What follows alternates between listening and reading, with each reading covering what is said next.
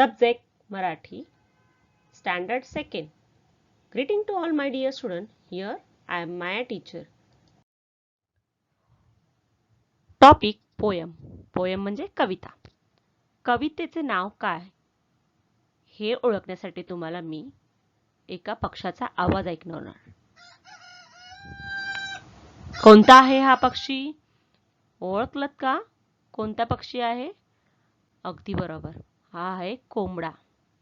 कोंबडा means cock. In English we can say cock. तर आज आपण को को कोंबडा ही कविता अभ्यासणार आहोत मुलांनो.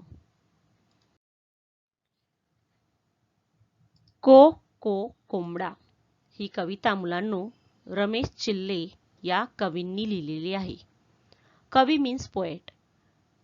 मुलांनो मी कविता वाचते, तुम्ही लक्षपूर्वक ऐका. First of all I will read poem. You listen carefully. को को कोंबडा पांढरा आणि तांबडा छपरावर जाऊन पाय झाला लंगडा. को को कोंबडा चिव चिव चिमणी खाते दाणे पिते पाणी. कंठात मणी चोचीत गाणी घरट्यात झुलते चिवताई राणी.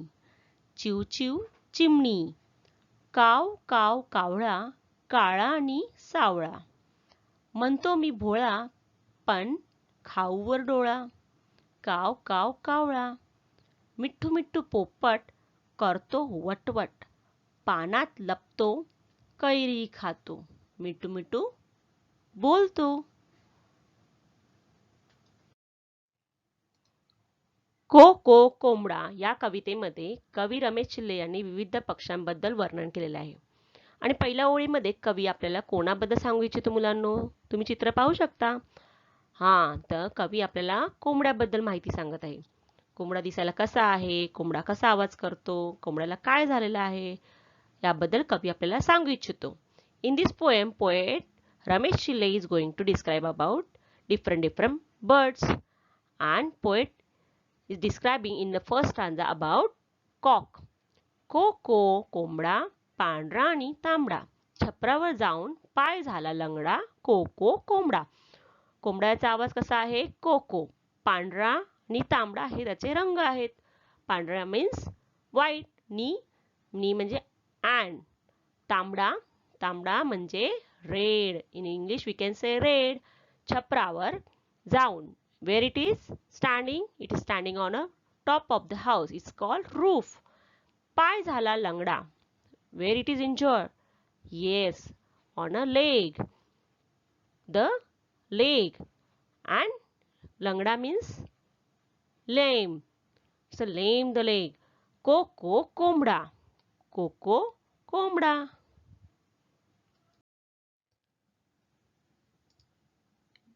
In this stanza, poet is going to describe about sparrow.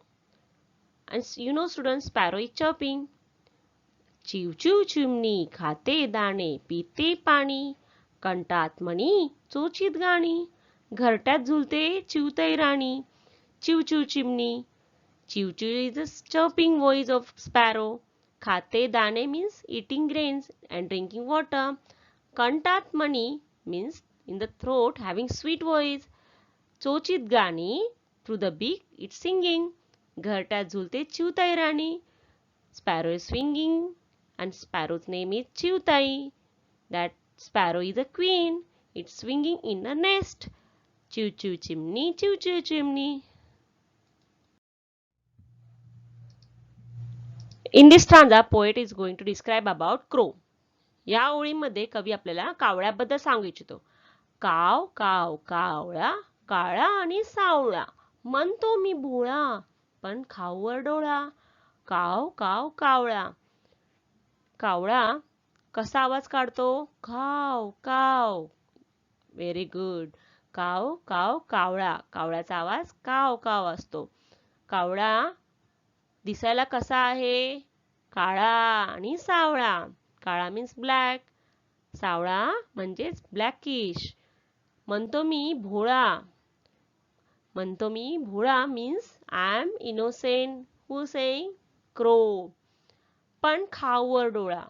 But it's a eye on sweet food.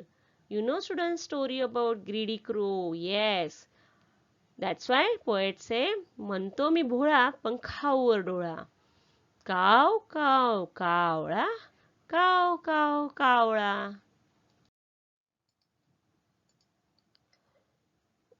In this stanza, poet is going to describe about parrot. या कवितेच्या ओळीमध्ये कवी आपल्याला पोपटाबद्दल माहिती सांगतो.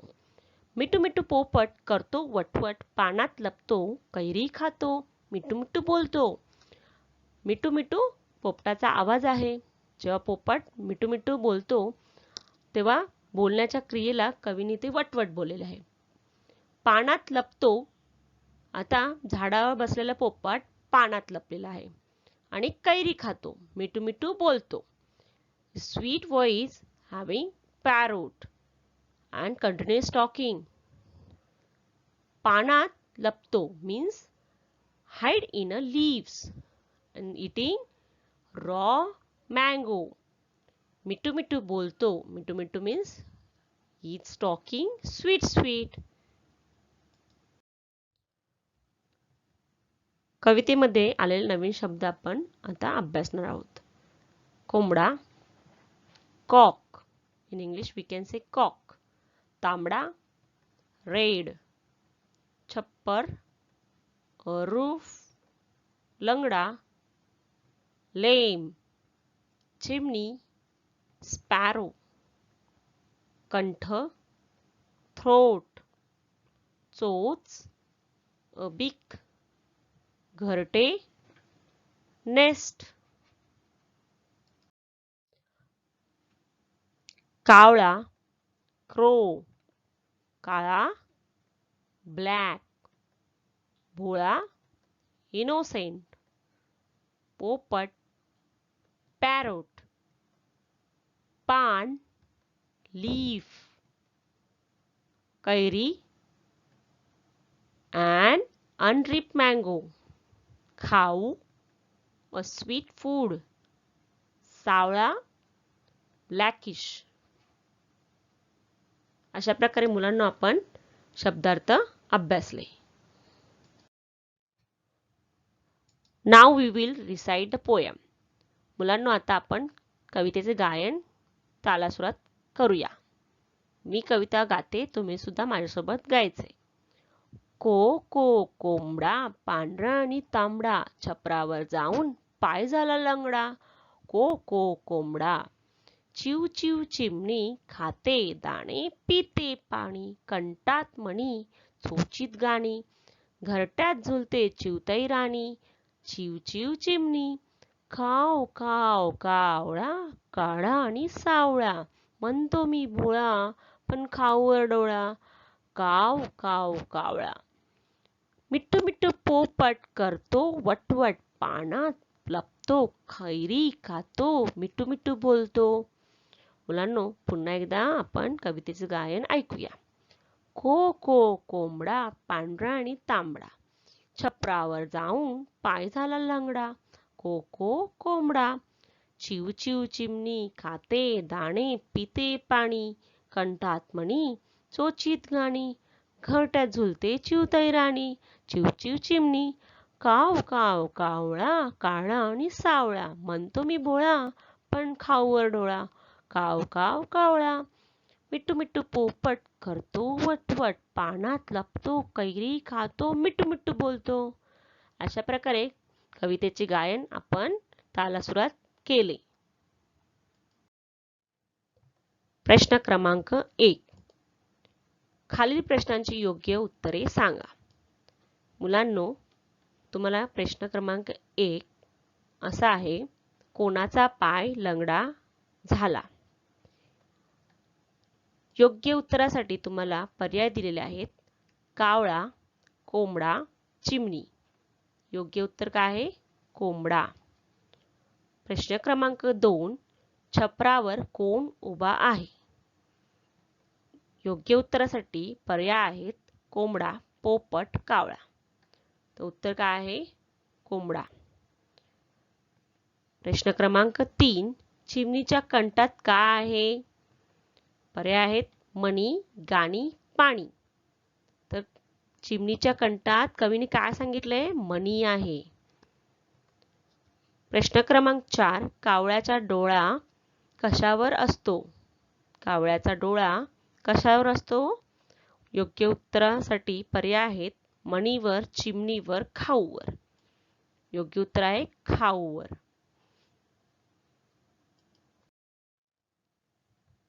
प्रश्न क्रमांक 5. कावळा स्वतःला काय म्हणवतो? कावळा स्वतःला काय म्हणवतो मुलांनो? भोळा, गरीब, भित्रा. या पर्यायापैकी कोणते योग्य पर्याय आहे? भोळा. कावळा स्वतःला भोळा म्हणवतो. पानात कोण लपतो? कबूतर, पोपट की कोंबडा? योग्य उत्तर काय आहे? पोपट. प्रश्न क्रमांक 7. पोपट काय खातो? कवितेमध्ये पोपटाने काय खाल्ले मुलांनो? आंबा, फणस की कैरी? योग्य उत्तर आहे कैरी. अशा प्रकारे मुलांना आपण कवितेतील प्रश्न उत्तरांची उजळणी केली. मुलांनो, प्रश्न 2 क्रमांक असा आहे. दिलेल्या पक्षाचा आवाज तुम्हाला ऐकायचा आहे आणि तो पक्षी कोणता ते ओळखायचा आहे.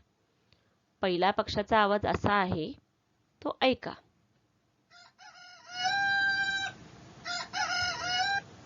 कोणता पक्षी आहे हा? कोंबडा. हा कोणता पक्षी आहे मुलांनो? व्हेरी गुड, कावळा. तिसऱ्या पक्षाचा आवाज ऐकायचा आहे.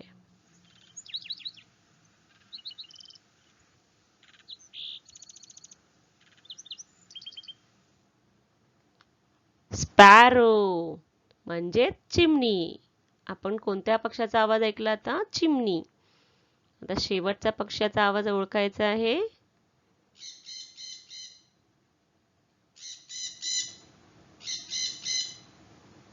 ओळखलात का?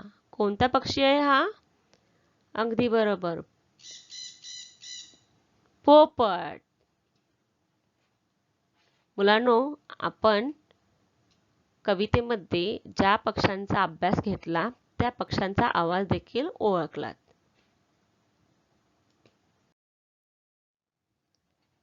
स्वाध्याय. विविध पक्ष्यांची चित्रे जमा करा, वहीत चिटकवा आणि नावे लिहा. It's a small exercise for you children. Collect the picture of different birds and stick them in your book. Name it.